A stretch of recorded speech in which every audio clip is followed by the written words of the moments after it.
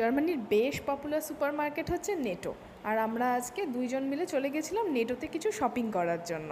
বেশ অনেক কিছু প্রয়োজনীয় জিনিসপত্র কিনে ফেলার পর হঠাৎ করে মাথায় একটা পোকাচারা দিয়ে উঠলো, কি না আজকে সুশি কিনবো। ব্যাস যেমনি ভাবা তেমনি কাজ, নিয়ে চলে এলাম একটা প্যাকেট সুশি। জাপানিজ এই স্বাস্থ্যকর খাবারটা শেষ অবধি আমার হাতে এসে কি পরিণতি হয়েছিল দেখলে আপনারা হাসবেন না কাঁদবেন নিজেই বুঝতে পারবেন না। আচ্ছা, এইটা হচ্ছে সুশি, নেটো থেকে কেনা হয়েছে।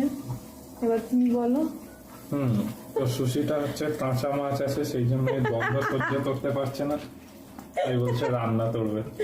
সুশি প্রথম রান্না করেছে। তেলে পড়ার পর রীতিমতো সুশির আইডেন্টিটি ক্রাইসিস শুরু হয়ে গেছে। আমাদের সুশি এখন তেলে ভাজা হয়েছে, তাই আমরা খুশি। সুশি খেয়ে আমরা এখন খুশি। অবশেষে সুশিতে একটা বড়সড় ফ্লপ খাওয়ার পর ফাইনালি আমাদের বাঙালির গরম গরম ভাত আর কাঁকড়ার ঝোলে আজকে ডিনারটা সেরে ফেললাম।